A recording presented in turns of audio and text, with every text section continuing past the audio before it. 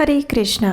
ब्रह्म संहिता में ब्रह्मा जी कहते हैं कि भगवान गोविंद के शुद्ध भक्त अपने नेत्रों में प्रेम का अंजन लगाकर सदा भगवान के श्याम सुंदर स्वरूप का अपने हृदय में दर्शन करते हैं। परंतु एक बद्ध जीव के लिए ऐसे दिव्य लोचन प्राप्त करना तभी संभव हो सकता है जब श्री लोचन दास ठाकुर जैसे शुद्ध भक्त की कृपा प्राप्त हो। जी हाँ, आज हम श्री लोचन दास ठाकुर, जो कि हमारे गौड़ीय वैष्णव संप्रदाय के महान आचार्य हैं, उनके आविर्भाव दिवस पर उन्हीं के जीवन की कुछ लीलाओं पर चर्चा करेंगे। तो चलिए दृष्टि डालते हैं इस महान भक्त के गौरवशाली जीवन पर। श्री कृष्ण चैतन्य महाप्रभु की मधुर लीलाओं और जीवन शैली पर प्रकाश डालने वाले 3 प्रामाणिक साहित्य है: चैतन्य चरितामृत, चैतन्य भागवत और चैतन्य मंगल। इनमें से चैतन्य चरितामृत की रचना श्रील कृष्णदास कविराज गोस्वामी जी ने की थी। चैतन्य भागवत लिखा है श्रील वृंदावन दास ठाकुर ने और चैतन्य मंगल की रचना श्रील लोचन दास ठाकुर ने की। जहाँ पहले तो साहित्य गद्य के रूप में लिखे गए हैं, वहीं चैतन्य मंगल की रचना काव्य के रूप में यानी पांचाल लिपि में पद्य स्वरूप में की गई है, जिसमें 5 अलग अलग प्रकार के गीत शैलियों का प्रयोग किया गया है।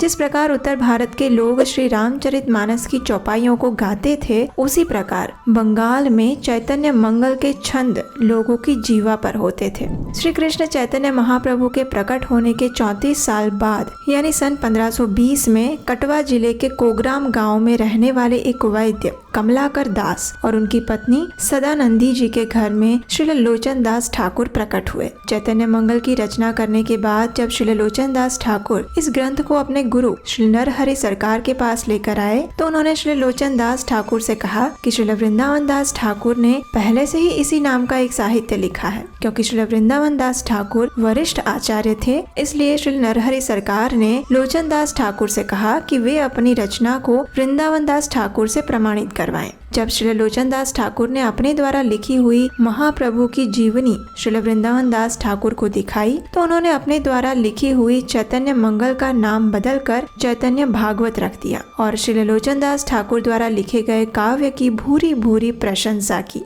चैतन्य मंगल में महाप्रभु की कुछ ऐसी लीलाएं भी वर्णित की गई है जो कि चैतन्य चरितामृत और चैतन्य भागवत में नहीं मिलती है। लेकिन क्या आप जानते हैं कि इतने अनुपम साहित्य को लिखने में बस एक त्रुटि रह गई थी? आखिर क्या थी वो भूल और श्री लोचन दास ठाकुर ने इसे कैसे सुधारा? चलिए देखते हैं। हम सब जानते हैं कि इस मनुष्य जन्म में ही हमें भगवत धाम की प्राप्ति हो सकती है, लेकिन क्या आप कल्पना कर सकते हैं कि श्वान का एक छोटा सा पिल्ला भी भगवत धाम जा सकता है? भला महाप्रभु के लिए क्या असंभव है? जब महाप्रभु अपनी बाल लीलाएं कर रहे थे तो वो एक श्वान के पिल्ले को अपने घर ले आया करते थे। माता शची उन्हें ऐसा करने से बार बार रोकती, लेकिन वे कहाँ मानने वाले थे। अंततः महाप्रभु की कृपा से वो पिल्ला सशरीर भगवत धाम चला गया। जब ब्रह्मा, शिव जी और अन्य देवताओं ने उस पिल्ले को वैकुंठ जाते हुए देखा तो वे आश्चर्यचकित रह गए। ऐसी कृपा केवल चैतन्य महाप्रभु कर सकते थे।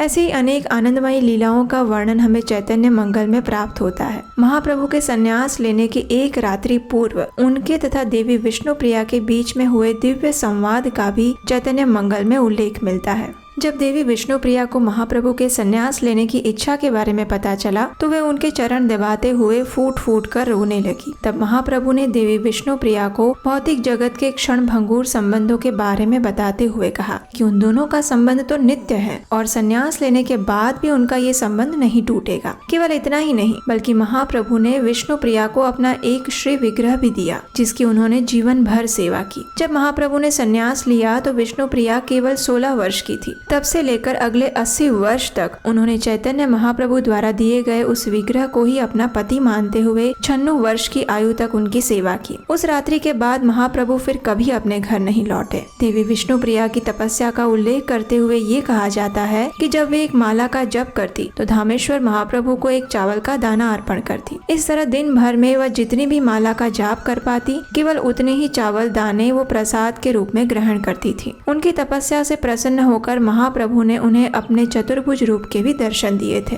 जब श्री लोचन दास ठाकुर ने चैतन्य मंगल की रचना पूर्ण कर ली तब उन्हें आभास हुआ कि उन्होंने एक बड़ी त्रुटि कर दी है, और वो त्रुटि थी नित्यानंद प्रभु का गुणगान ना करना। जहाँ चैतन्य भागवत और चैतन्य चरितामृत में नित्यानंद प्रभु का भरपूर गुणगान गाया गया है, वहीं श्री लोचन दास ठाकुर चैतन्य मंगल में नित्यानंद प्रभु की लीलाओं का प्रस्तुतिकरण करना भूल गए। अपनी इस भूल पर विचार और सुधार करते हुए श्री लोचन दास ठाकुर ने श्री नित्यानंद प्रभु के निमित्त बहुत सारे करुणामय भजन लिखे। श्री प्रभुपाद जब भी इन भजनों को गाते तो महाप्रभु के विरह के आंसुओं में बह जाते। श्री लोचन दास ठाकुर गोलोक वृंदावन धाम में श्री राधा कृष्ण की नित्य लीलाओं में लोचन सखी के रूप में उनकी सेवा में संलग्न है। आज उनके आविर्भाव दिवस पर हम उनके चरणों में यही प्रार्थना करते हैं कि वे हमें भी भागवत प्रेम के अंजन से रंगे हुए लोचन प्रदान करें, जिनकी सहायता से हम अपने अंतःकरण में भगवान के दर्शन कर पाए।